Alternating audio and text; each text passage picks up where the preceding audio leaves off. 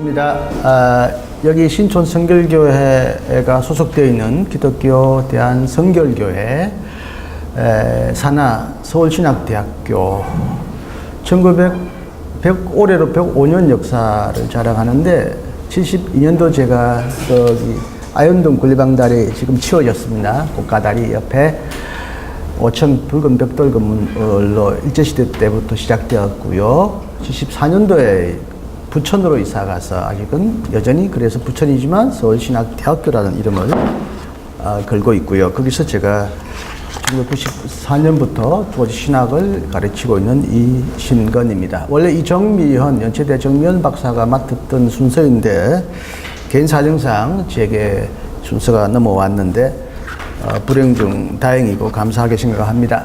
제가 교회론을 주로 많이 가르치고 인간론 이렇게 가르치지만 종말론도 저는 지대한 관심을 가지고 연구해왔고 그에 관한 책을 제가 많이 소장하고 있고 다 소화를 못하고 있는데 사실 이 주제는 제가 1년 안식년 동안에 유럽에 여행도 하다가 올해 책을 한 권 써야 되겠다 해서 종교개혁 500주년을 맞이하면서 구원론에 관한 책이 또 좀 필요하다고 그래서 올해 내로 구원이란 무엇인가 라는 책을 출판할 예정인데 그 중에 두 번째 챕터로 써놓았던 이 주제인데 아주 쉽게 최대한으로 쉽게 쓰려고 노력했던 주제이고 그래서 여러분과 함께 나누는 것이 좋겠다 생각해서 이 본문을 가져왔습니다.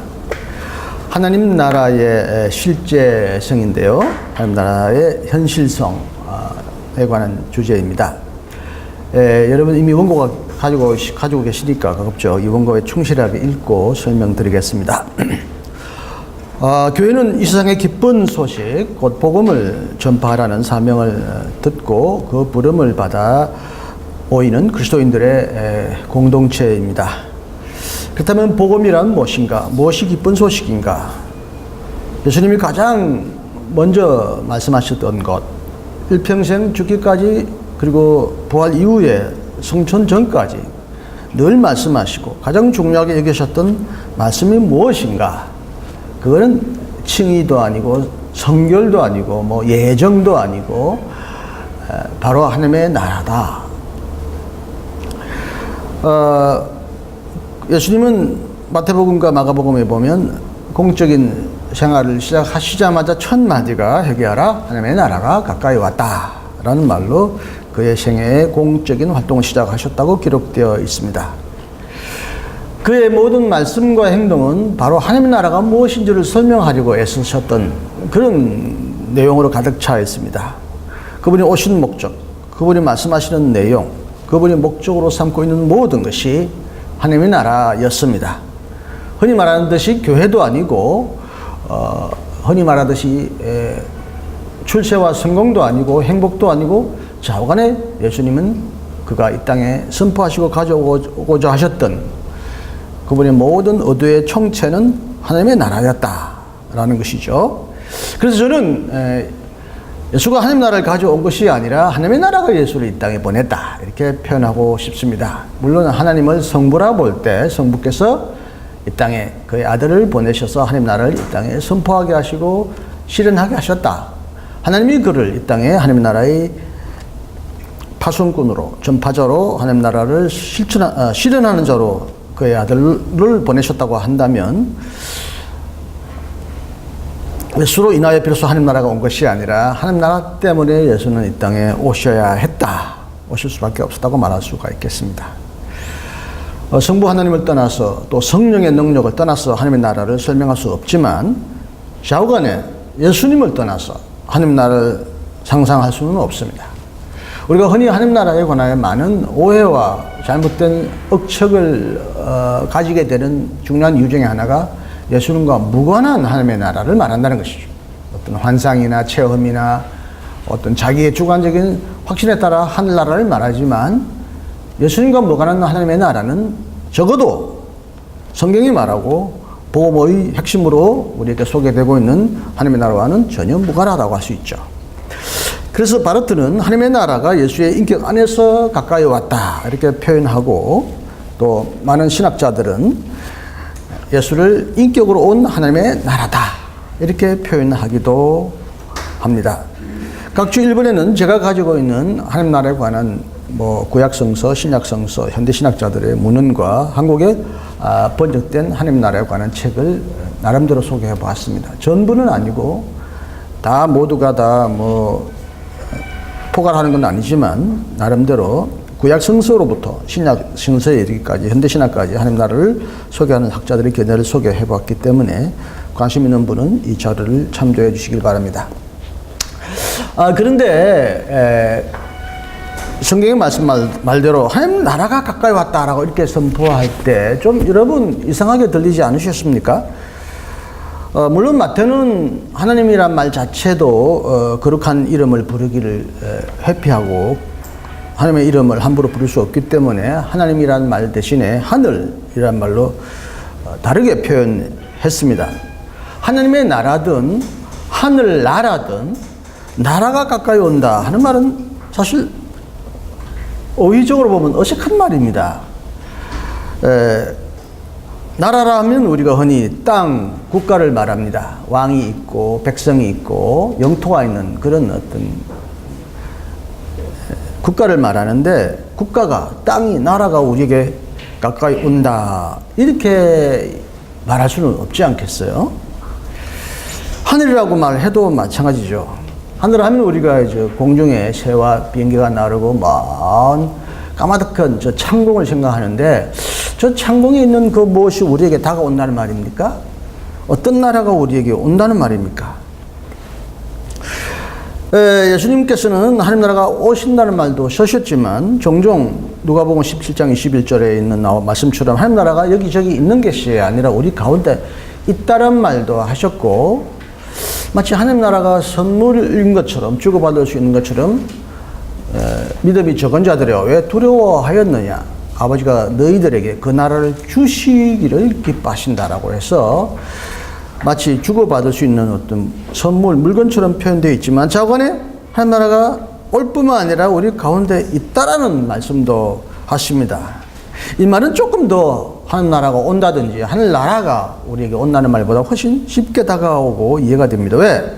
나라가 우리 가운데 있잖아요. 한국 나라가 우리 가운데 있고 우리가 한국 나라 안에 있고 한국 나라가 우리 가운데 있고 내가 곧 대한민국의 시민이기 때문에 내가 있는 곳이 물론 법적으로 보면 외국 나가면 내가 우리나라에 있지는 않지만 적어도 우리나라에 있는 한 내가 우리나라에 있고 우리나라가 내 안에 있고 나라와 나가 뗄 수 없는 하나의 일체를 이루고 있어서 우리나라가 우리 안에 있다.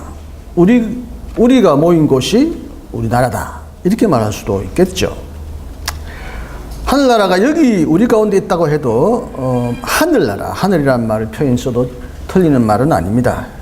잘 아시다시피 하늘과 땅의 경계선은 흙땅으로 인하여 그어집니다. 땅이 있는 곳이 땅이고 땅 위는 바로 우리는 하늘입니다. 하늘 하면 높은 하늘만 생각하는 게 아니라 지금 우리가 서 있는 여기도 공간도 이미 공기가 왔다 갔다 하고 땅과 분리된 이 하늘 위에 우리 얼굴은 떠 있죠. 땅은 발은 땅에 딛지만 대부분은 우리는 하늘 위에 솟아 있지 않겠습니까? 그리고 땅을 파보면 구멍이 생기고 구멍이 생기면 당연히 그것은 하늘입니다. 그 속에 공기도 들어가니까 하늘과 같은 모습을 갖게 되죠. 땅 속에 실제로 많은 동굴이 있고 그 동굴 속에는 많은 생명체들도 살고 있어서 지하 동굴을 우리가 가끔 보지 않습니까? 우리 몸에도 실은 많은 공간이 있어요. 우리 몸은 막혀 있는 구조가 아니죠. 공기가 들락날락하고 흡합까지 와서 온 몸을 공기가 돌아다니고 있고 입에서 음식을 먹으면 밑으로 내려가면서 위아래가 뚫려 있지 않겠습니까? 어쨌든 또 피부를 통해서도 공기가 들락날락 하며 우리 몸도 외부와 이렇게 소통하면서 호흡하고 있기 때문에 우리 몸 안에도 온통 하늘이 공기가 들어가 있습니다. 우리 몸에 공기가 들락날락하지 않으면 우리는 죽는 거죠. 이처럼 우리 몸 안에도 하늘나라가 있다. 하늘이 있다. 그러니까 하늘과 나가 땅이 완전히 어떤 이분법적으로 나누어져 있는 건 아니라 서로 열려 있어서 서로 소통하는 거죠. 하늘나라는 우리 몸 안에 있고 그래서 우리 몸 안에도 마음 안에도 들어있다라고 말할 수 있죠. 왜냐하면 몸과 마음은 따로 떨어져 있는 실체가 아니기 때문이죠. 어떤 사람은 하나님 나라가 우리 가운데 있다 할 때 이걸 우리 가운데라기보다는 우리 안에 있다, 우리의 마음 안에 있다 이렇게 생각하는 사람도 있고, 우리 가운데라고 할 때는 너와 나 사이에 우리 공동체 안에 있다 이렇게 표현하기도 합니다만은, 여하튼 하나님의 나라가 어디 동떨어져 있는 저 멀리 있다가 우리에게 들어오고 우리에게 막 찾아오는 것이 아니라 이미 우리는 하나님 나라 안에 있고 우리도 하나님 나라 안에 있다고 말해도 무방합니다. 우리가 즐겨 부르는 찬송가 438장 이 가사가 바로 그걸 잘 표현하잖아요. 내 영혼이 원청 입어 중한죄짐 벗고보니 슬픔 많은 이 세상도 천국으로 화하도다. 이때는 이제 화하도다, 변하도다 하고 되어 있지만, 지옥 같은 이 세상도 예수님을 모시고 예수님을 주로 삼아 죄사함 받아서 살아가니 결국 이 세상도 내 마음도 천국이구나. 멀리 보던 하늘나라가 내 마음속에도 이루어지는구나. 그래서 초막이나 궁궐이나 내 주 예수님 모신 그곳이 어디서나 하늘나라가 아닌가. 이걸 뭐 시간적으로 보면 현재적인 하나님 나라라고 할 수 있고, 공간적으로도 보면 현재 실제하는 하늘나라, 어떤 사후에 죽어서나 나중에 맞이하는 나라가 아니라 이미 여기서도 우리가 생생하게 경험하는 것이 하나님의 나라라는 거죠.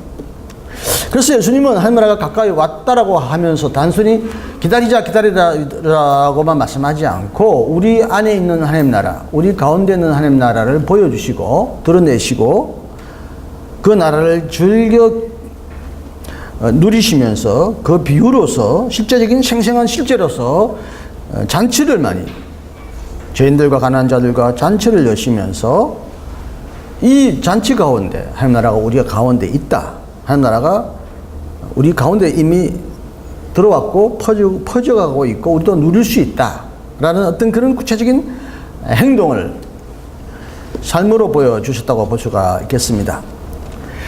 오랫도록 메시아를 기다리던 유대인들, 외국의 지배와 차별과 억압을 받던 유대인들은, 특히 그 중에 지배층 사람들은 아직도 고난과 고통이 가득 차 있는 이 세상에 웬 예수라는 젊은이가 하늘나라가 가까이 왔다고 말하고, 그러면서도 또 그걸 세리와 죄인들과 더불어 하늘나라가 여기 있다고 말하니 굉장히 불쾌하고 어떻게 보면 하나님을 모욕하고 이 고통스러운 현실을 마치 부정하는 듯한 그런 어이없는 행동에 그들은 예수님을 미워하고 또 예수님을 심판에 넘겨서 배달아 십자가에 죽게 함으로써 예수가 전파하고 실천하려고 했던 하나님 나라의 복음을, 하나님 나라의 현실을 매장해서 영원히 죽이려고 했죠. 그러나 우리가 잘 아시다시피 부활하시고 제자들에게 나타나셔서 수많은 흩어진 절망한 제자들이 다시 모여서 예수님과 더불어 또 새로운 하나님 나라의 현실로 다가온 그 놀라운 경험을 통해서 교회가 다시 생겨나고 예수님이 다시 오실 때까지 그 나라를 누리면서 다시 오실 또 그 나라를 기다리며 교회가 이 땅에 지금까지 존재해 왔다고 볼 수가 있겠습니다. 그런데 앞에서 말한 대로 그렇다면 하늘나라가 가까이 왔다라는 말은 어떻게 이해되겠느냐? 하늘나라가 온다, 이런 말은 아주 이해하기 어렵다. 차라리 하늘나라가 우리 안에, 공기가 우리 안에 있고 내가 이 나라 안에 있듯이 현재적으로 있다라는 게 훨씬 친숙하고, 나라가 온다 간다 하는 말이 어색하지 않느냐, 이렇게 할 때 이 말도 우리가 조금 해명해야 될 필요가 있겠죠. 아까 말씀드린 대로 우리가 어떤 나라에는 갈 수 있어도 나라가 올 수는 없지 않겠습니까?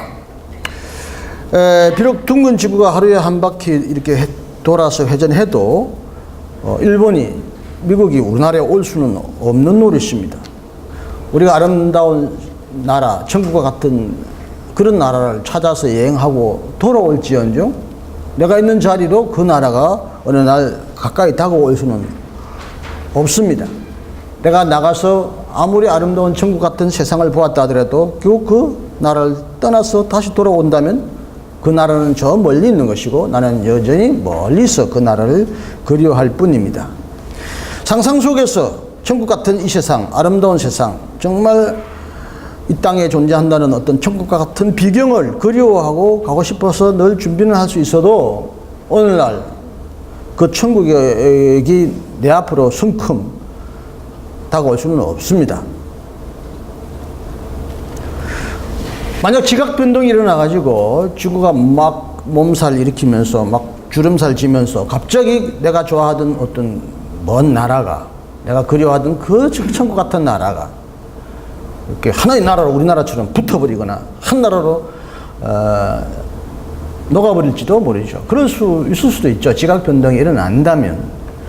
실제로 우리가 지금 살고 있는 이 땅, 우리가 지금 아름답다고 생각하는 수많은 지형들, 특히 네팔이나 히말라야나 스위스나 알프스나 우리나라의 금강산 이런 산도 옛날에는 수억 년 전에는 적도 이남의 바다 밑에 있는 땅이었는데 그게 높이 연기하고 위로 막 올라오면서 주름살이 어마어마하게 지어서 산이 올라오면서 알프스가 생기고 스위스와 같은 아름다운 생기고 우리나라 산들도 그렇게 주름이 많고 아름다운 아기자기한 삼천리 금수와 강산과 같은 그런 산들이 만들어졌다고 하지 않겠습니까? 이렇게 지각 변동을 통해서 황량하고 황폐하던 이 땅이 어떤 다른 땅이 밀려오면서 혹은 이 땅이 큰 지각 변동을 통해서 정말 아름다운 천국과 같은 땅으로 변할 수는 있겠지만 사실 우리 시대에 그런 일이 일어난다면 그거는 큰 재앙이죠.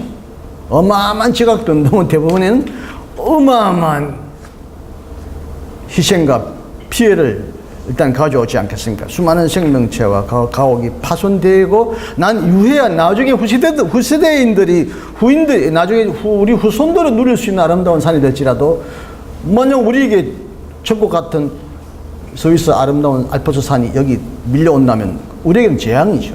우리가 살던 터전을 완전히 잃어버리고 완전히 큰 지옥과 같은 아수라장으로 변할 수 있기 때문에 그런 것들도 기대하기 어렵고 기대해서도 안 되겠고 설령 그런 일이 일어난다 해도 우리에게는 그것을 천국이라고 당장 말할 수는 없을 것입니다. 그러므로 우리가 하나님의 나라라고 하는 말을 어쩔 수 없이 쓰더라도 사실 이 말을 이해하기 어려운 어린이 세대나 많은 성숙하지 못한 사람들에게는 하나님의 나라가 다가온다는 말은 사실 쓰기 어려운 말이고 써서는 오해가 생길 수밖에 없는 나라입니다. 하나님 나라가 온다고 하는 말이 도저히 이해하기 어려운 말이기 때문에 그래서 그냥 많은 사람들은 에이 우리가 그냥 가지 한나라 가면 되지 한나라는 갈 수 있잖아요. 내가 알프스로 갈 수 있고 금강산 갈 수 있고 뭐 아름다운 이 세상에 천국 같은 그 나라로 가면 되지만 그 나라가 내게 온다는 건 불가능한 얘기고 감당하기 어려운 현실이기 때문에 그냥 온다는 말보다는 간다는 말이 훨씬 현실적으로 실제적으로 피부에 와닿는 말이 될 수밖에 없죠. 그래서 그런지는 몰라도 뭐 그렇지 않는 다른 이유도 충분히 있지만 우리 한국 사람들은 거의 많은 사람들이 하나님 나라가 예수님은 우리에게 온다 우리에게 있다라고 말씀하셨음에도 불구하고 우리는 완전히 거꾸로 하늘나라 간다 나 천국 간다 하늘나라 갈란다 더 좋은 세상으로 갈란다 하고 늘 이제는 간다는 말로 하나님 나라라는 말을 바꾸어 쓰고 있는데 여기가 이제 복음의 중요한 핵심이 와전되거나 왜곡될 수 있는 중요한 실마리가 되어버렸어요. 그래서 하나님 나라라는 말보다는 실은 하나님의 통치, 하나님의 지배가 이 땅에 이루어진다. 하나님의 통치하시는 그 통치력이 하나님의 주권이 이 땅에 완전히 실현된다. 주권이 완전히 실현되는 그 때가 가까이 온다든지 하나님의 통치 현실이 이 땅에 가까이 왔다라고 말을 해야지 나라가라고 말하면 자꾸 공간적인 개념으로 생각하고 그 올 수 없는 하나님 나라 내가 간다. 내가 그 나라로 간다는 말로 자꾸 뒤바꿔 부르는 역전 현상이 생기기 때문에 실제적으로는 하나님의 나라란 말은 가급적 쓰지 않는 게 좋겠다. 하나님의 통치, 하나님의 주권이 이 땅에 이루어진다. 이렇게 말하는 것이 좋겠습니다. 구약에서는 시편에 보면 흔히 왕 등극 시편이라고 왕이 황제로 등극할 때 이제 흔히 재관 시편이다라고 말하는데 하나님을 왕으로 추대하거나 왕이라고 부르는 그런 왕권 시편들이 자주 나오는데 그 표현들은 바로 하나님이 통치하시니 하나님이 다스리시니 땅은 즐거워하라 너희 문들아 고개를 들라 이렇게 하시면서 통치하시는 말을 합니다. 야훼 말쿠트 뭐 야훼 말쿠트 이렇게 쓰는데 하나님께서 통치하신다. 그래서 하나님은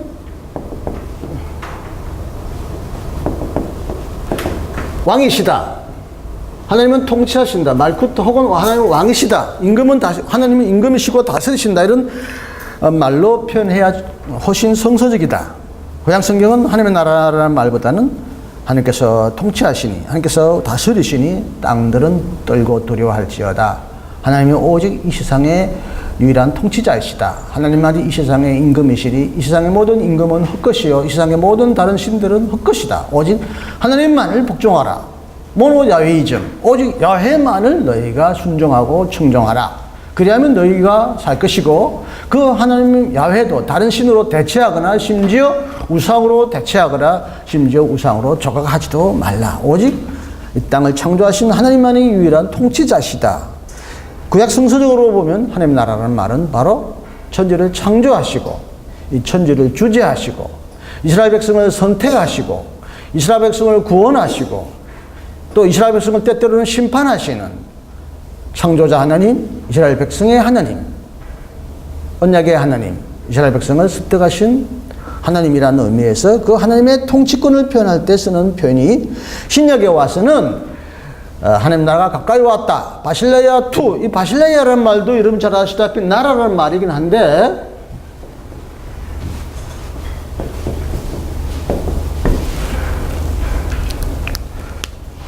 나라는 말이지만 결국에는 통치라는 말과 더 가까운 말이어서 신약에도 하나님의 나라는 말보다는 하나님의 통치, 하나님의 주권이 가까이 이 땅에 임하기 시작했다. 이렇게 표현하는 것이 좋겠죠. 결국 하나님 나라는 말은 구약이나 신약이나 결국 그 핵심은 하나님의 주권, 하나님의 통치, 하나님의 지배가 이 땅에 완전히 이루어진다. 그 이루어지는 그 현실이 가까이 왔다. 혹은 그 때가 다가왔다. 하나님의 통치력이 이 땅에 효력을 발휘하기 시작했다. 이렇게 표현하는 것이 훨씬 자연스럽고 훨씬 더 의유적으로나 내용적으로 오해를 불어일으키지 않을 수가 있습니다. 그렇게 되면 굳이 이제는 하나님의 나라는 우리에게는 올 수 없기 때문에 우리가 언젠가 가거나 혹은 죽어서 들어가는 어떤 그런 세계라기보다는 이 땅에 실현되는 우리에게 다가오는 하나님의 통치 현실, 하나님의 통치가 완전히 성취되는 그 상태를 하나님의 나라라고 말할 수가 있겠습니다.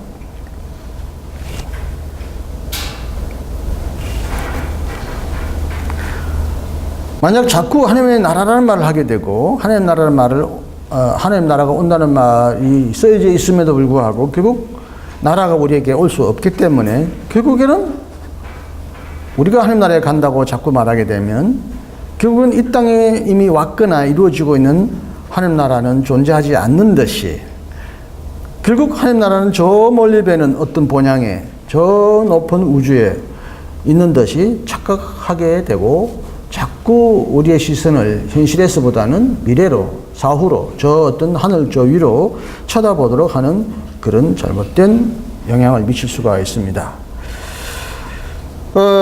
여러분 잘 아시다시피 오래전에도 펄시 콜레라고 하는 사람이 우리나라 와가지고 굉장히 내가 하늘나라 저 우주 너머에 한나라를 보고 왔고 거기에 한나라가 있다라고 막 설파하다가 얼마나 그게 사기고 거짓인 것이 드러나가지고 중간에 주랭랑 쳤다.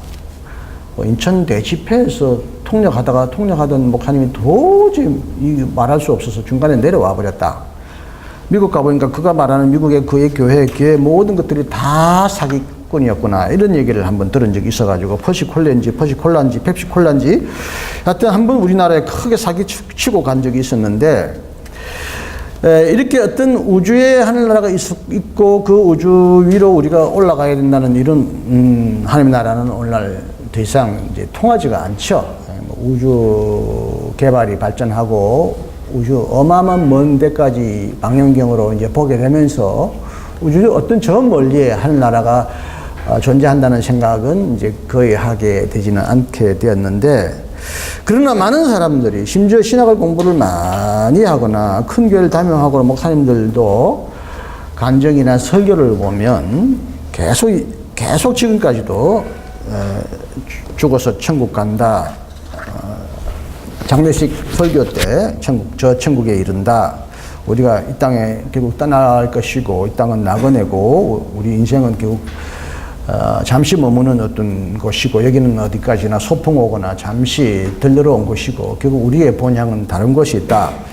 그 천국으로 가야 된다든지 그때 죽을 때 특히 그런 표현을 많이 쓰고, 심지어 살아있는 분 중에서도 어떤 그 임사체험과 같은 죽기 직전의 상태까지 갔다가 살아 돌아온 많은 사람들이 나는 천국을 보고 왔다, 거기서 누구누구를 만났다, 보았다, 가보니 이 땅에서 떵떵거리는 누구가 가보니까 아주 거기는 거지더라, 뭐 등등 이런 이제 얘기를 하면서 해결을 일으키거나 충격을 주는 요법은 일으키지만, 어쨌든 사후의 천국을 천국이라고 묘사함으로써 성경이 말하는 천국의 포괄적인 모습을 아주 제한적으로 사후의 현실로만 협소하게 설명하는 이런 경우를 가끔 자주 볼 때가 있습니다.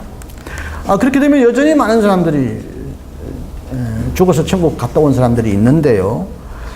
방금 말씀드린 대로 임사체험을 한 사람들의 책이나 경험을 통해서 천국이 그 나라에 있었습니다, 사후의 체험을 보고 왔습니다라고 하는 사람들을 주위에서 자주 보게 됩니다.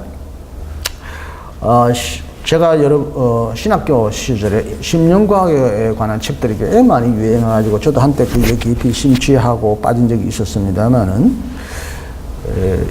김기동 목사도 제가 제 수생 시절에 집회하러 왔다가 막 귀신을 추방하고 귀신하고 대화하고 막 하는 걸 보고 굉장히 충격을 받은 적이 있었습니다만은, 김기동 목사는 천국이니 사후에 대한 세계보다도 어쨌든 죽은 귀신이 사람에게 붙어가지고 모든 병을 다 일으킨다, 그거 죽게 해야 된다라고 하는 그걸 통해서 한국교회에 크게 충격을 받아서 자기 나름대로 큰 왕국을 이루었지만, 어쨌든 지금은 대부분의 교회에 의하여 이단으로 정제되었죠. 그러나 오늘날 심심치 않게 책을 통해서나 간증을 통해서 사후 체험, 사후에 보고 온 천국을 간증하는 사람들이 많이 출몰하는 게 사실이고, 기존 교회 많은 목사님들이 그 사람들을 초대해서 막 부흥을 일으키고 교인들에게 어떤 충격을 주는 경우를 가끔씩 보게 됩니다. 이것에 관한 논쟁은 저도 과학자가 아니고 의학자가 아니니까 어떤 결론을 가지고 온 건 아닙니다만은, 일단 그걸 반대하는 사람들은 그거는 죽은 것이 아니라 죽은 상태와 비슷한 상태로 들어가서 어떤 두뇌 안에서 일어난 어떤 현상을 착각한 것이다라고 말하거나, 심지어 마약이나 어떤 두뇌에 충격을 주게 되면 누구나 그런 이상한 환상을 보게 된다고 말하는 사람도 있고, 또 어떤 분은 대부분 사후 체험의 체험이 비슷합니다. 어두운 터널을 막 빠져나가다가 갑자기 환한 빛을 보게 되고, 그래서 순간적으로 살아온 삶을 거울 앞에서 되돌아보게 되고, 그래서 아직 때가 안 됐다 돌아가라는 음성을 듣거나, 어떤 천사나 어떤 안내자가 와서 돌아가게 만들거나, 아유 내가 지금 죽으면 안 되는데 하고 막 이렇게 하다가 살아났다, 막 이런 일을 보고를 하는데, 이 캄캄한 동굴을 다 비슷하게 경험하다가 환한 빛을 본 어떤 그 경험은 태아가 어머님의 그 질을 빠져나올 때 어마어마한 그 압력과 고통을 경험하는데, 그리고 질을 빠져나와서 환한 이 세상에 나올 때 경험하는 그 충격이 내 속에서 잠재해 있다가 어떤 뇌의 어떤 비정상적인 상태에서 그 태아가 경험했던 거 경험이 되살아난다 이렇게 해석하는 사람들조차도 보았는데 최근에 그런데 어떤 의사가 사후의 체험은 다 두뇌에서 일어나는 현상이다. 그런 건 엉터리라고 얘기했던 의사였는데 자기가 막상 실험을 해보니 두뇌가 완전히 죽었는데도 불구하고 어떤 두뇌를 빠져나간 영혼이 살아있는 살아있는 체험을 했다. 그래서 사후 체험은 결코 두뇌의 어떤 환상이나 착각이 아니다. 두뇌의 죽음과 무관한 어떤 또 하나의 실제다라고 해서 한국에 천국은 존재한다. 내가 본 헤븐이라고 표현했는데 하여튼 천국은 있다. 이런 책으로 번역된 적이 있었어요. 4페이지로 넘어갑니다. 비록 사후에 말이죠. 인간의 존재가 완전히 해체된다고 말할 수 없거나 의식이 완전히 소멸되지 않는다고 하더라도 혹은 육체가 무너진 이후에 영혼이라는 어떤 불멸하는 존재가 계속 살아남더라도 예수님은 이 사후의 상태를 적어도 죽은 자를 향하여 잠잔다라고 표현할 때 그런 천국에 갔다든지 하늘나라에 가서 쉬고 있다든지 하는 표현을 쓰지 않으셨다는 걸 우리는 유의할 필요가 있고요. 오른편 강도에게 한 나원이라는 이 말도 오직 예수께서 단 한 번 거기에 말한 걸로 표현되어 있기 때문에 이 말의 진정성, 내용에 대한 논쟁은 성사학적으로 여전히 이루어지고 있고, 흔히 이제 거지 나사로 비유를 통해서 아브라함의 품에 안긴 나사로 비유를 통해서 사후의 세계를 천국으로 표현하는 사람들이 많이 있지만, 여러분 잘 아시다시피 그는 그 당시 세상 사람들에게 퍼져가 있던 하나의 민담이고, 그걸 예수님은 비유를 끌어와서 부자와 가난한 자의 어떤 차별이 어떻게 뒤집어지는지, 어떤 하나님의 심판이 존재한다는 것을 말하는 어떤 중요한 예수님의 말씀이지만, 사후에 어떤 인간이 어떤 상태로 존재하는지에 관한 시시콜콜 주는 정보라고 그 얘기를 말할 수는 분명히 없습니다. 거지 나사로가 경험하거나 대화한 장면, 부자들도 뭐 죽어서 어떻게 내 자식을 위하여 내가 살아보내게 해달, 뭐 어째 여러 가지 대화가 있는데, 이런 그것들은 하나의 비유, 예수님의 말씀의 핵심을 설명하기 위하여 끌어온 어떤 장치이지, 그 모든 말 하나하나를 문자적으로 해석하기는 어렵습니다. 흔히 어쨌든 그거는 민담이지만 흔히 그건 거지 나사로와 부자의 비유라고 말합니다. 비유는 여러분, 비유의 하나의 핵심이 있습니다. 비유는 그 비유가 전달하고자 하는 하나의 교훈을 전달하는 데 목적이 있는 것이지, 비유에 관한 모든 이야기를 정보를 주려고 한 것이 아닙니다. 저는 성경 말씀을 우리나라의 민담이나 전설과 동등하게 보지는 않습니다만, 단군설화나, 그럼에도 불구하고 그 당시 이런 얘기는 그 예수님 시대에 많이 퍼져갔던 민담의 형태였던 것을 예수님은 채택해서 부자에게 가난한 자를 돌보지 않으면 너들도 망한다는 것을 그런 민담의 형태로 경고하시고 해결을 촉구했던 말씀이라고 볼 수 있는데, 예를 들면 심청이 인당수에 빠져서 그 효녀 심청이 가서 되살아났다, 결국 눈이 떴다라는 얘기는 효도의 중요성을 강조하려고 했던 것이지, 실제로 물에 빠지면 용궁이 있고 거기서 효녀는 다시 살아서 땅으로 오고 이런 것에 관한 어떤 물질적, 객관적 정보를 주려고 하는 것이 아니지 않겠습니까? 제가 이제 오면서 이 책을 몇 권 가져왔습니다만, 혹시 필요한 분들은 제가 드리거나 싸게 공급할 수 있겠습니다만은, 제가 그냥 부족한 제가 한 해 한 권씩 조금씩 책을 써가는데, 종말론의 역사와 주제라는 책을 썼는데, 올해 제가 이 본문을 실은 구원이라는 무엇인가라는 책이 6번째 책인데요.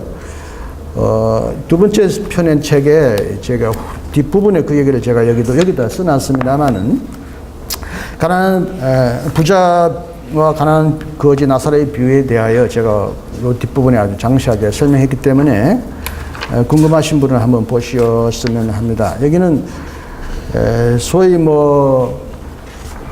옛날 우리가 민담 중에 하나가, 어린이가 하도 말을 안 듣고 막 이래도 안 듣고 저래도 안 듣고 막 얼려도 안 듣고 하는데, 호랑이 나온다 해도 말을 안 듣고 막 울고 그러는데, 바깥에 호랑이가 모르고 와가 지켜보고 있는데 호랑이 와도 안 무섭고 안 무서워하는데 뭐 꽃감을 주니까 뚝 꺼치더라. 그래서 야, 꽃감이 나보다 더 무섭구나 하고 호랑이가 피했다는 말이 있는데 이런 것들은 뭐 호랑이가 꽃감을 무서워한다든지 뭐 실제적으로 뭐 있었던 얘기가 아니라 어린이는 협박이나 공갈보나 막 협박보다는 달래링이 낫다 이런 얘기를 하려고 한 얘기지.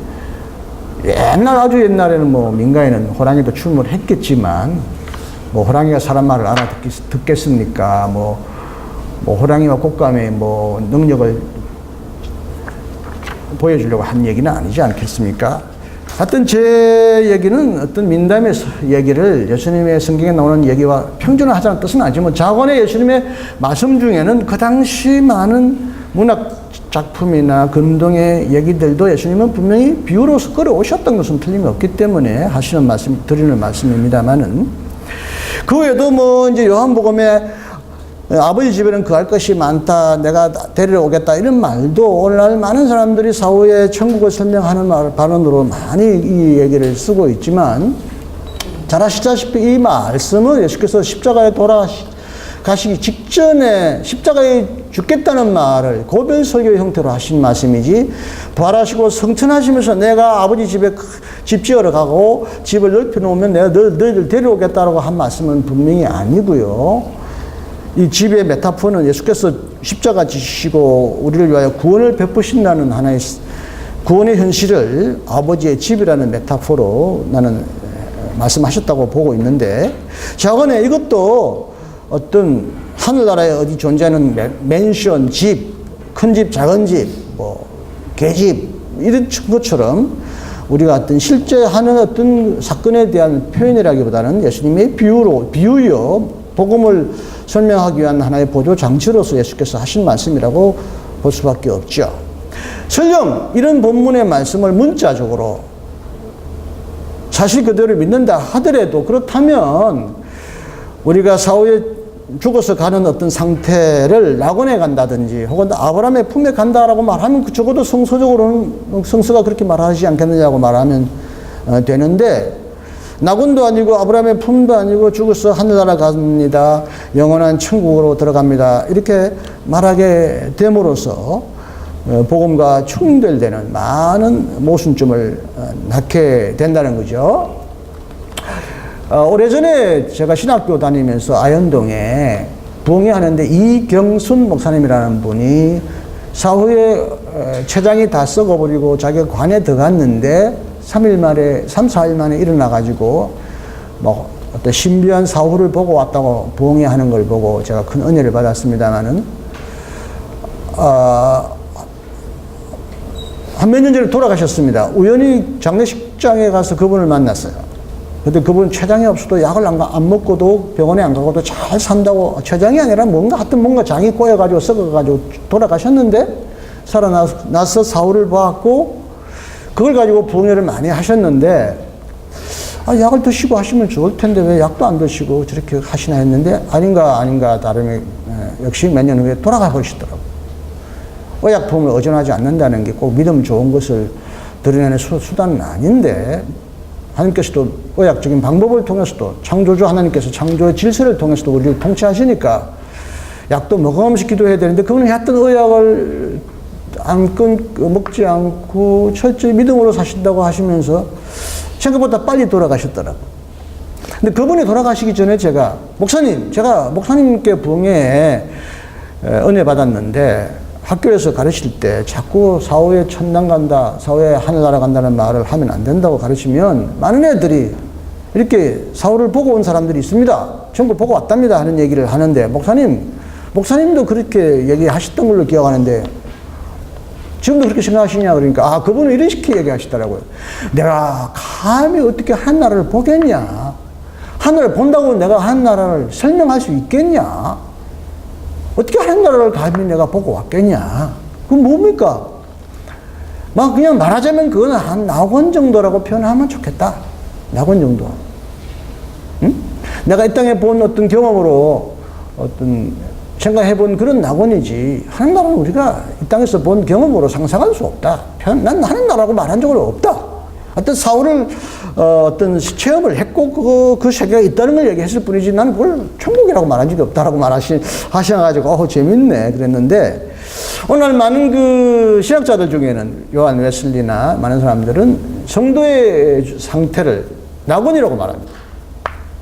최종적인 상태, 부활 이후에 혹은 예수의 재림 상태를 하나님 나라라고 유보를 시켜놓고 성도가 죽은 상태, 중간 상태는 여러 신학자들 중에서 대표적으로 많은 사람들이 그걸 천국이라고 하지 않고 낙원이라고 하죠. 흔히 믿지 않고 불신자가 죽은 사람들도 음부와 게헨나를 구분하죠. 죽은 자들도 바로 지옥에 가는 게 아니라 어떤 중간 상태로 있다가 지옥은 마지막에 가는 것이고 중간 상태에 기다려 있다.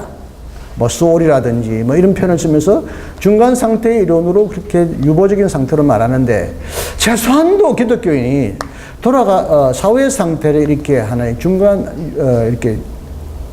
상태 차원에서 얘기한다면 성경에 있는 내용도 어느 정도 뒷받침이 되고 어느 정도 성경이 궁극주권을 말하는 한 나라 사상과 일치하겠습니다만 그럼에도 불구하고 문제는 살아있는 자에게 하나님 나라가 여기 있다. 죽어서 낙원이나 하나님 나라가 아니라 이미 살아있는 자에게 하나님 나라를 선포했다는 이 의미심장한 표현을 우리가 결코 간과할 수는 안 될 것 같아요. 왜 죽어서 천국 비로소 간다고 말하는 사람들은 눈 뜨고 성경을 읽지 않고 눈 감고 성경을 읽느냐? 사후에 관한 정보는 예수님이 시식할 것 많이 주신 적은 없다. 죽은 것이 아니다. 죽은 것은 아니다. 사라지는 것은 아니다. 잠들어 있다. 바울도 잠드는다. 잠들어서 홀련히 천사장의 호령나팔과 더불어 잠자는 자가 일어난다. 그래서 흔히 이제 무덤을 그렇게 잠드는 자의 무덤으로 표현하고 매장해야만 거기서 일어나야 되기 때문에 화장을 반대하고 이런 식의 전통이 생겨났지만 저번에 오래도록 기독교인들은 사후의 상태를 잠드는 상태, 아브라함의 품이든 그리스도의 품이든 아버지의 품이든 잠자는 상태로 표현했습니다만은 저번에 예수님은 하나님 나라를 압도적으로 죽은 자에게 주어지는 사후의 선물이라기보다는 살아있는 자가 들어가거나 경험하거나 맞이할 수 있는 생생한 구원의 현실이라고 표현했습니다. 아까 여기도 말했지만 하나님께서 통치하신다면 이 땅에서는 이 세상의 나라 주인들에게 맡겨버리고 이 세상은 흔히 또 하늘의 권세, 하늘의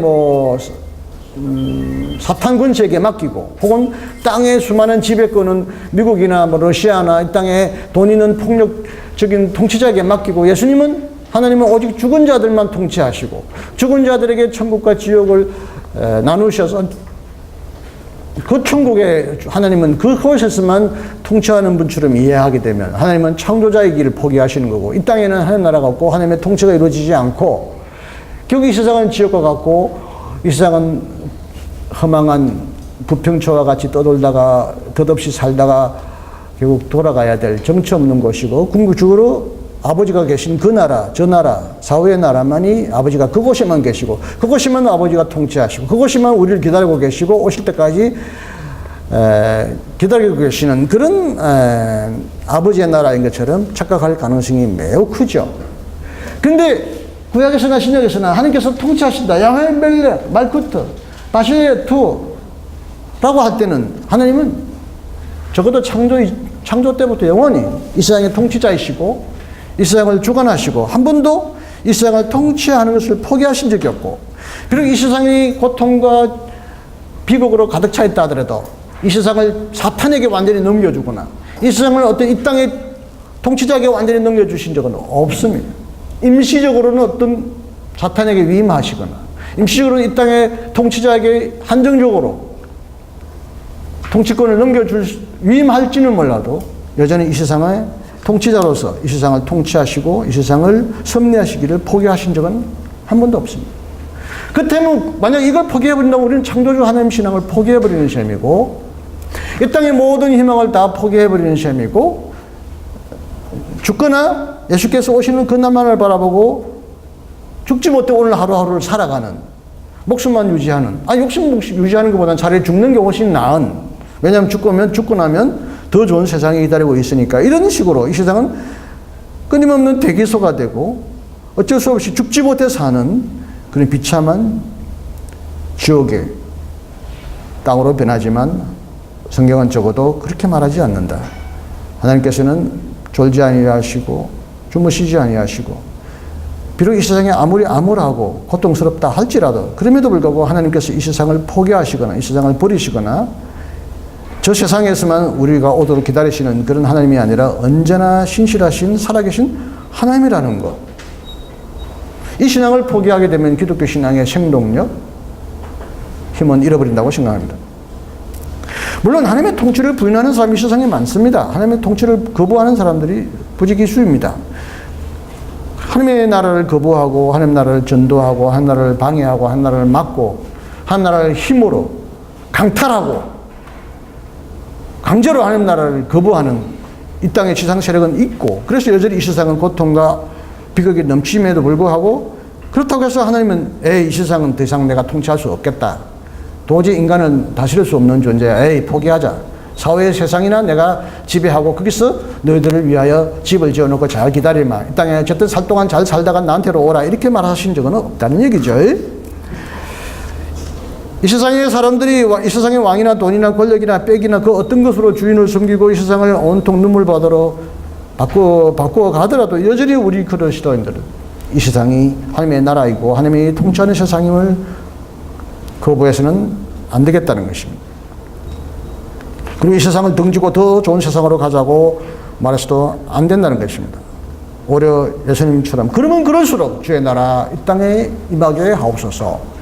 마라나다 주여 어서 오시옵소서라고 끊임없이 이 땅에 이루어질 하나님의 나라를 바라보고 기도하고 준비하고 깨어 있어야 하지 않겠습니까?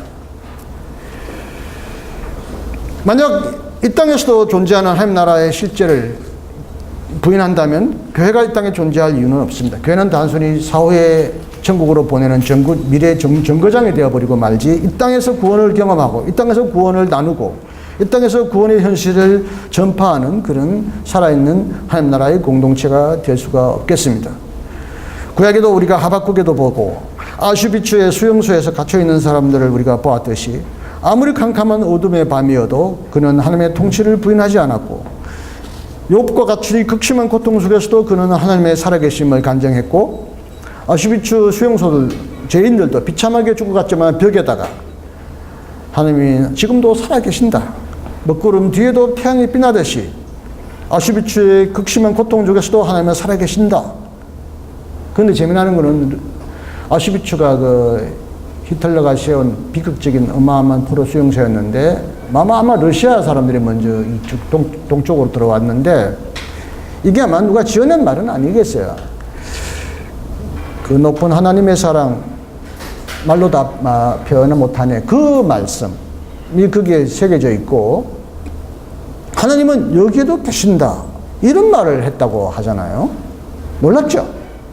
아슈비츠와 같은 지옥과 같은 현장에서도 하나님 여기 계신다라고 하는 말을 벽에다가 새겨 놓았다는 것은 결국 믿음이라는 게 눈에 보이는 것과 일치하지 않고 눈에 보이는 것과 모순되게 현실에도 불구하고 현실을 극복하고 현실을 넘어선 더 큰 하나님의 통치의 힘을 믿는 것이 믿음이지 잘 될 때는 하나님이 잘 살아계시고 어려울 때는 하나님은 안 계시고 이런 식으로 현실의 상황에 따라 울고 웃듯이 상황에 따라 하늘나라가 여기 있다가 하늘나라가 없어졌다가 이 땅이 지옥이 되었다가 이 땅이 천국이 되었다 이렇게 될 수는 없는 법이지 않겠습니까?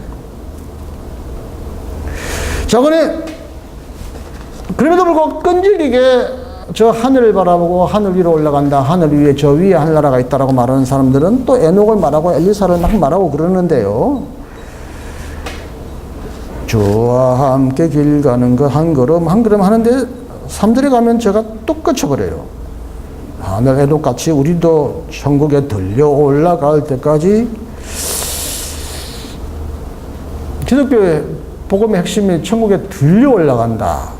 에녹이 어떻게 들려 올라갔는지는 몰라도 예수님은 들려 올라갔다라고 말하지 않고 그의 나라가 이 땅에 임하시기를 기도하고 임하였다고 말하고 우리 가운데 있다고 말하고 예수님과 더불어 온 하나님 나라를 우리도 참여하고 이 나라를 확산하라고 하셨기 때문에 우리는 더 이상 하늘을 쳐다보거나 어떤 저 하늘 너머 신기한 세계로 들어가기를 바란다는 것은 적어도 에녹 시대의 어떤 사람들에게는 그것이 소망이었는지 몰라도 그건 보편적인 소망은 아니었죠. 특별한 사람에게만 주어지는 어떤 은총처럼 성경은 기록하고 있지. 우리 모두 에녹처럼 하늘에 들려 올라갈 때까지 한 걸음 한 걸음 예수와 걸을 수는 없지 않겠습니까? 이 땅이 하늘나라가 완전히 임할 때까지, 이 땅이 주의 뜻이 완전히 임할 때까지 주와 함께 한 걸음 한 걸음 긋겠네라고 찬송해야 되는데, 자관에 미국에서 들어온 많은 찬송가들 중에 하나들이 굉장히 사후 내세적인 찬송가를 노래하고 그거 아직도 변화되지 않고 있다는 건 참 유감이라고 저는 제 책에서 여러 가지 얘기하고 있습니다.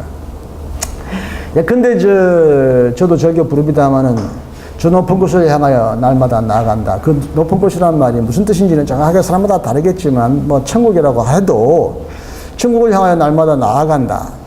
뭐 좋습니다. 뭐 옛날에 우리가 철로 역정이나 어떤 천국을 향하여 가는 여러 가지 신앙의 책들이 우리의 신앙의 노력을 그렇게 표현했다고 하더라도 죄와 괴로움 있는 곳, 나 비록 여기 살아도 이렇게 지금 찬송 부르는데 이 찬송이 얼마 전까지만 해도 그러지 않았거든. 누가 제대로 알고 고쳤는지 나 비록 여기 살아도 부르기 전에는 제가 더 젊을 때는 나 어이 여기 살릴까 그렇게 불렀어요. 그러니까 이상했던 모양이죠. 나 어이 여기 살릴까, 나 여기 못 살겠다. 그러니까 이제 나 비록 여기 살아도라고 바뀌었어요. 기억나시죠? 우리 그 옛날에 그렇게 불렀다고요. 분명히 그 찬송가가 원문이 있을 텐데 왜 한국 사람들이 제멋대로 번역하는지. 예를 들면 내 주를 가까이 하려 하면, 저도 요즘 저도 이거 즐겨 부르고 저도 아코디언 치면서 즐겨 부르는데 누가 이상하게 내 주를 가까이 하게 하면이라고 바꿨는지 난 도저히 이해할 수 없어요. 하게 한다는 건 나는 안 하고 남에게 시킨다는 거예요. 밥 가져오게 하라 이거지. 내가 밥 가져오기 싫고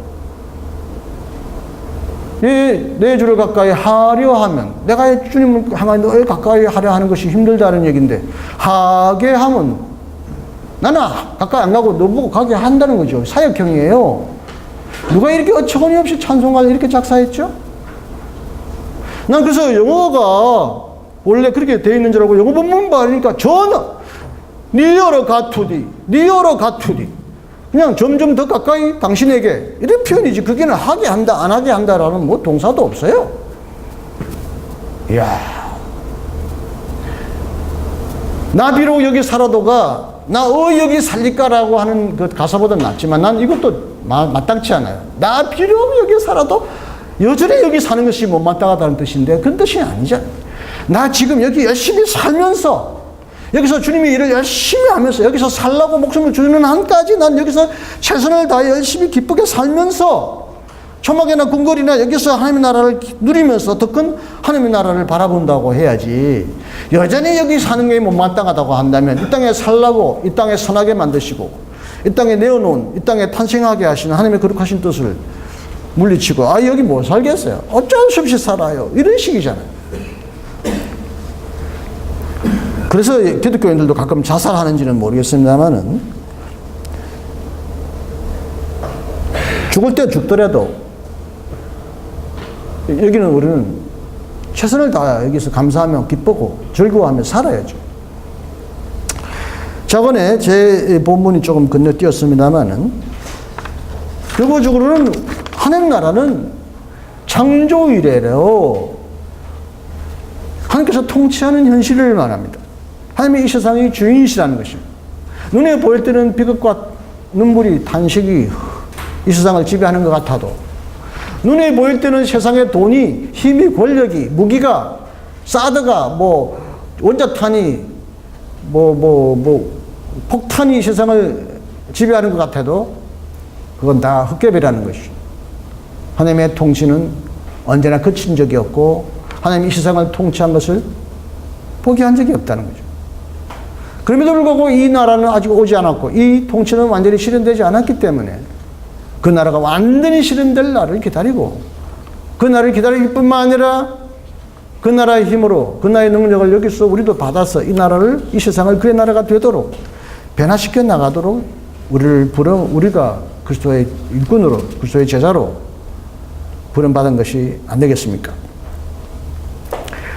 소금과 누룩의 비유도 처음과 끝이 얼마나 큰 차이가 나는가에 대한 비유이지만, 대조의 비유이지만, 여전히 어쨌든 소금은 빵 속에 들어가 있고 누룩은 빵 속에 들어감으로써 빵을 크게 하고 맛을 내듯이 하는 나라는 어쨌든 이 세상에 들어와 있고 이 세상을 변화시켜 나가고 있고 교회를 통하여, 성도를 통하여, 성령을 통하여 이 세상을 그의 나라로 변화시켜 나가고 있다는 것. 우리도 그 나라로 부름받고 있고 우리도 그 나라를 변화시키는 나라로, 우리도 소금이 되고 누룩이 되라는 뜻으로 이 세상이 변화되어 하는 나라가 되게 하는데, 너희들이 누룩이 되고 너희들도 소금이 되라는 뜻으로 부름을 받았지, 이 세상은 장차 망할 것이고 이 세상은 너희들이 떠날 것이니까 대충 살고 평안히 살고 돈 벌고 잘 먹고 잘 살다가 결국에는 이 세상은 잠시고 뜬구름 것 같은 세상이니 저 세상으로 오라고 우리를 부르신 적이 없다는 말이죠.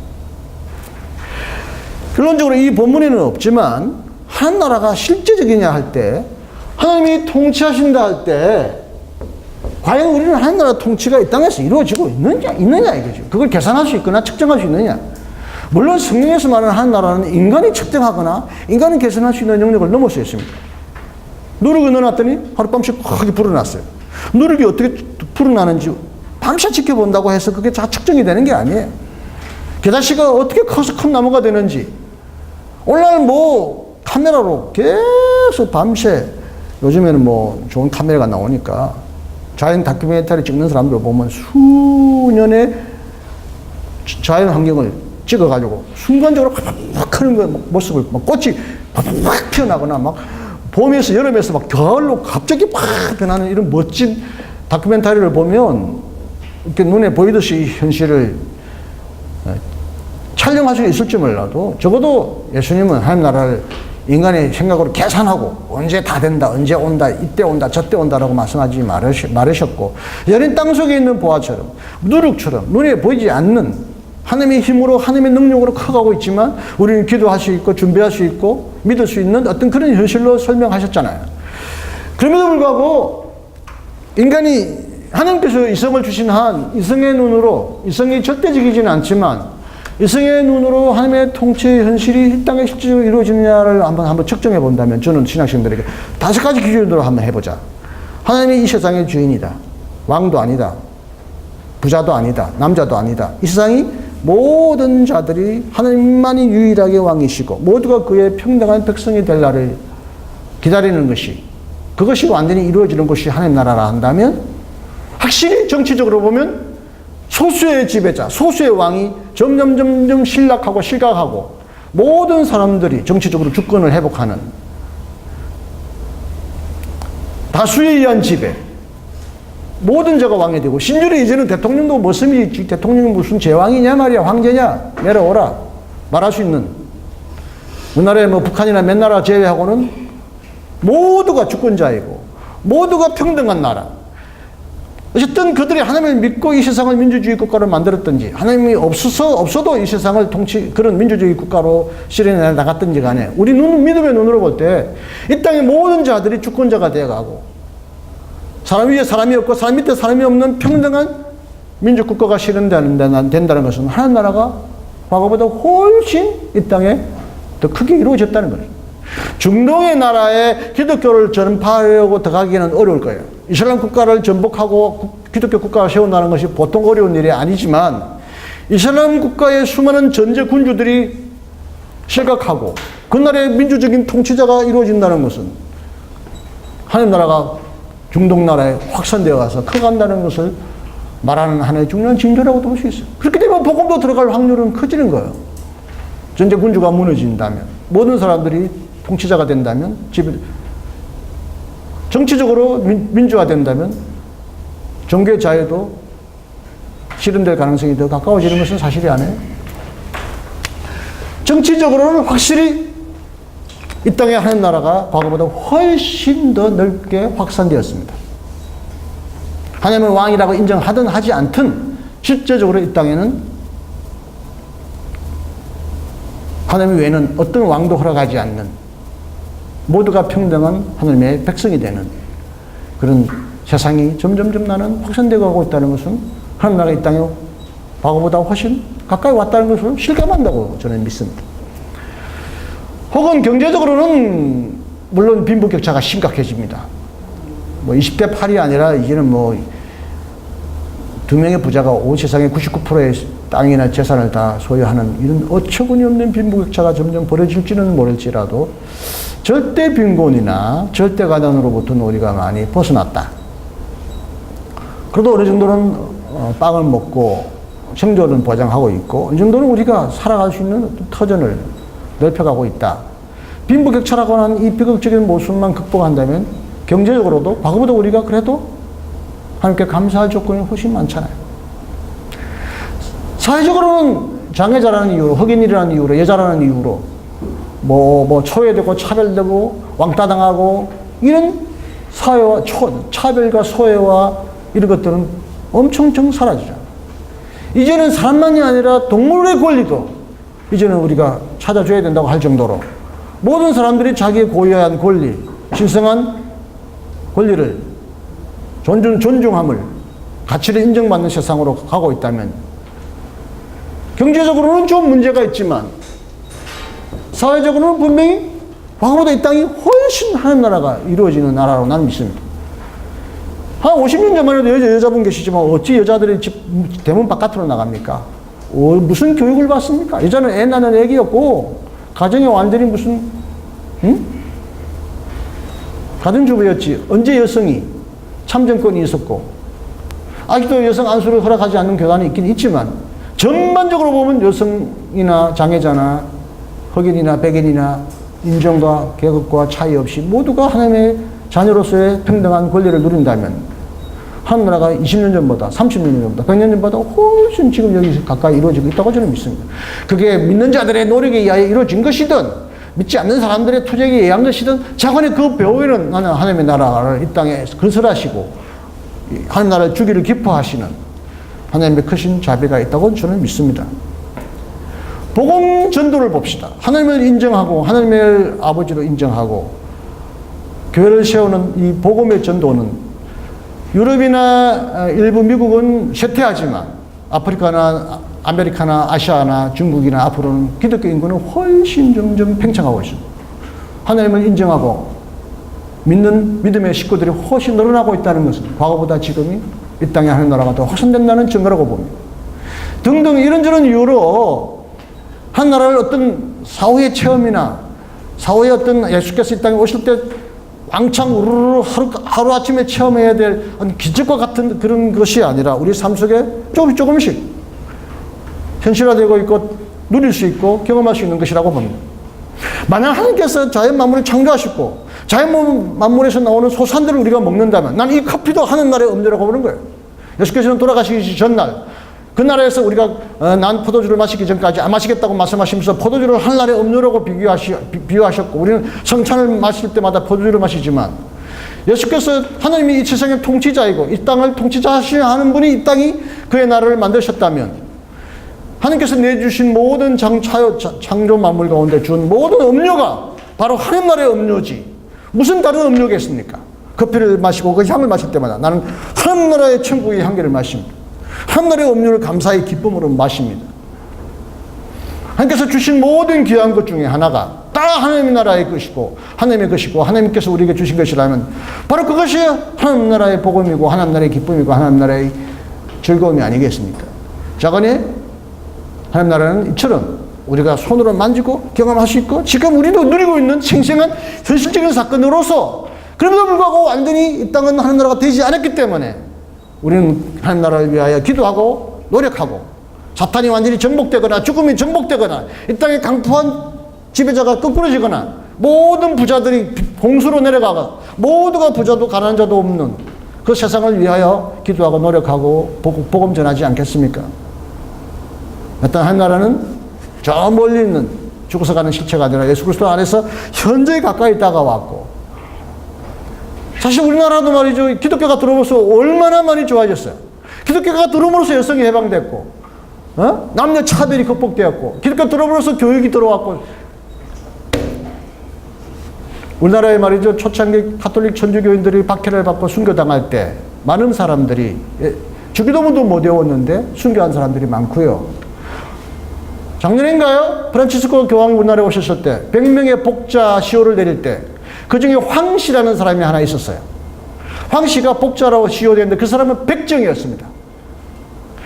그 사람이 백정인데 예수를 믿고 글자도 모르는 그가 예수 믿고 교회 가니 수백 년 동안 백정의 자식이라고 차별받고 서름받고 그랬는데 교회 오니 형제요 자매요. 완전히 그 얘기는 하나나라가 천지가 개벽한 것과 같았습니다. 어떤 해유와 어떤 협박에도 굴하지 않고 그는 순교했는데 그는 뭐라고 한 줄 아십니까? 나는 여기에 천국에서 그 다음에 다른 천국으로 지금 간다. 이렇게 말했다고 합니다. 백정과 같이 그 무지한 사람도 예수 믿고 나니까 여기가 천국이 되었구나. 난 여기서 첫 번째 천국에서 나는 두 번째 천국으로 간다.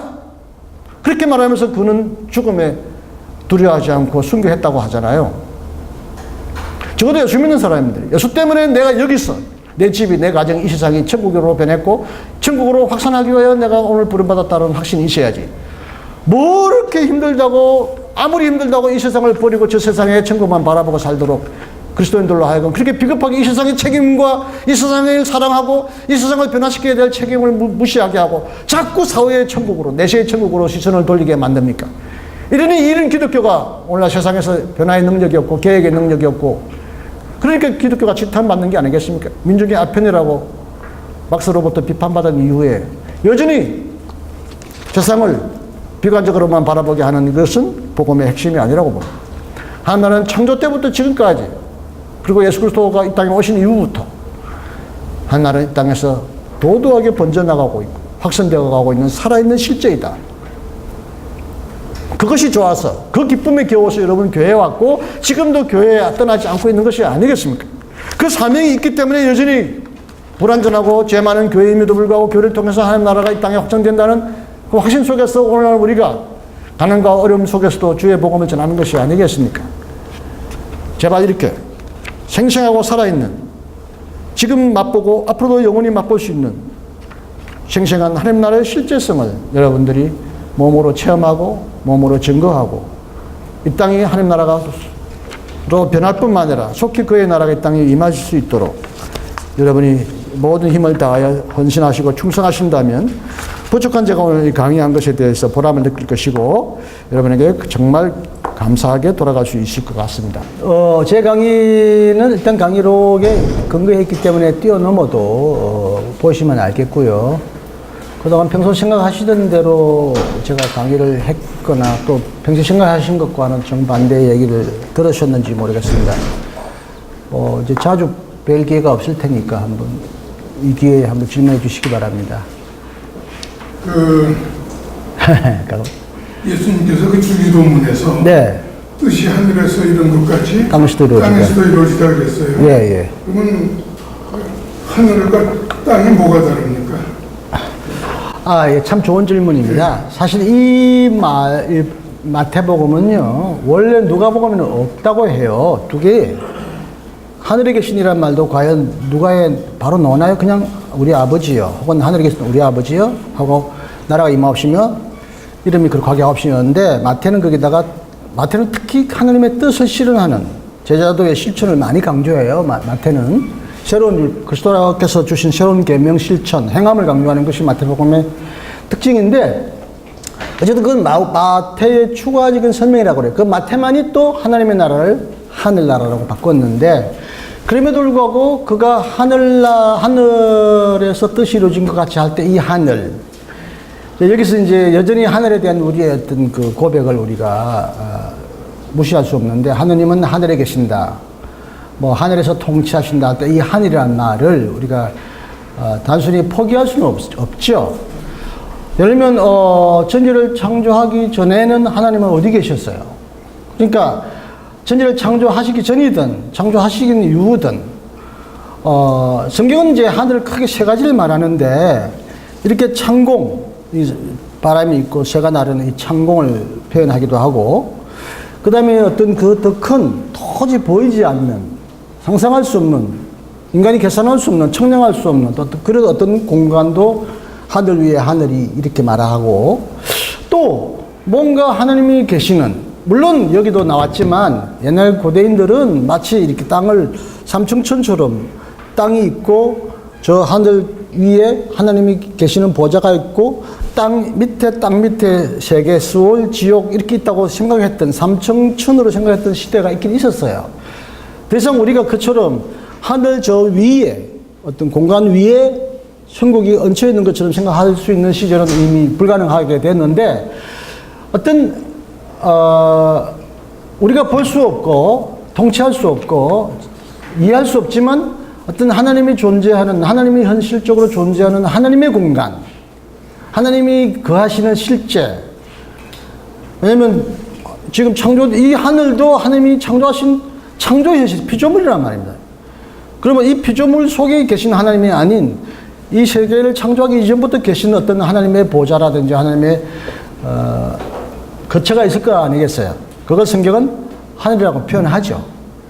설령 그런 하늘의 신비한 우리가 알 수 없는 세계가 있다 하더라도 그건 아까 말대로 고대인들이 생각하듯이 저 하늘 위에 있는 건 분명히 아니고 어떤 특정한 공간이나 지역에 우리가 한정할 수는 없는 거죠. 그걸 어디라고 우리가 물리학적으로 지정할 수는 없어요. 또 설령 하나님만이 존재하는, 하나님만이 계시는 특정한 공간이 우리가 이해할 수 없는 어떤 더 고차원적인, 더 높은 차원의 실제가 존재한다 하더라도 아까 방금 말씀하신 대로 그 하늘 뜻이 하늘에처럼 이 땅에 이루어진다는 거죠. 우리가 이 땅을 포기하고 그 하늘나라로 가는 게 아니라 하늘에와 같이, 즉 하늘은 흔히 말도 천사가 있고 성경에는 그걸 죽은 자가 가 있다 이렇게 표현하지는 않습니다만은 고대인은 죽은 자는 땅 밑에 소울에 있다고 표현했기 때문에, 혹은 아까 말한 에녹이나 엘리사가 특정한 사람들은 그 하늘에 들려 올라갔다 이렇게 구약 성경은 표현하지만 그 어떤 신비한 하나님, 거기는 눈물도 없고 죽음도 없고 대적도 없고 사탄도 없는 그 오직 하나님만이 계시는 그 영역이 이 땅에 와서 이 땅도 그와 같은 영역으로 변한다 말이죠. 이렇게 이제 그렇게 변하기를 기도하는 기도 제목이라고 할 수 있겠죠. 그런데 그 예수님께서 그 팔복을 말씀하실 때 심령이 가난한 자는 천국이 저의 것이라 그러셨어요. 그런데 온유한 자는 땅을 기업으로 받는다고 그러셨어요. 그러면 그 하늘이나 땅에는 참 우리는 땅이라고 하면은 마치 그냥 망이 없어지는 것처럼 부정적으로 생각을 많이 갖고 신앙생활을 그렇게 일반적으로 알고 있었어요. 그러나 하늘은 우리가 바라는 아주 이상적인 것으로 생각을 하고 그래서 우리가 사후에도 구원을 받으면 마치 우리가 하늘에 올라가는 것처럼. 그런데 오늘 목사님, 교수님 강의를 들으니까 그게 아니네요. 하늘에서 우리에게 임하는 거 아닙니까? 잘 아시다시피 계시록에도 보면 하늘에 예루살렘이 있는데 땅에 있는 예루살렘과 비교해서 하늘 예루살렘 말하는데 하늘 예루살렘이 땅으로 내려와요. 우리가 하늘 예루살렘으로 들려 올라가는 것이 아니라 휴거도 잠시 올라갔다가 또 내려오지 않습니까? 휴거 상태도. 이처럼 예언계시록에는 새 하늘과 새 땅이라고 말할 때도 옛 땅은 없어졌단 말은 옛 땅은 없애버리고 하나님이 또 이제 전혀 눈물이 없는 새로운 땅을 우리에게 주신 것이 아니라 이 세상을 새롭게 변화시켜서 새롭게 만드시고 심판하시고 갱신하시고 변화시키셔서 이제는 더 이상 과거와 같지 않는 전혀 다른 세상을 옛 세상으로부터, 물론 심판할 건 심판하고 찌꺼기는 끌어내고 악인은 죽이고 없애지만, 그럼에도 불구하고 불순물은 제거하지만 여전히 용광로에 큰 불순물을 넣어가지고 정결한 깨끗한 철광석을 걷어내듯이 내는 것이지, 지금 있는 세상을 없애버리고 어떤 새로운 세상을 준다든지 세상을 향하여 우리가 들림받는다든지 이런 세상은 기독교의 세상, 그건 이제 흔히 그걸 이제 헬레니즘이나 플라톤과 같은 이언론적인 세계라 그러죠. 이 세상은 헛되고 악하고 더럽고 비추하고 허약하니 이 몸을 벗어 저 영혼의 세계로, 낙원의 세계, 사후의 세계로 간다는 건 헬레니즘적 그 세계관이지 기독교가 말하는 창조주 하나님을 믿는 신앙 고백은 아니죠.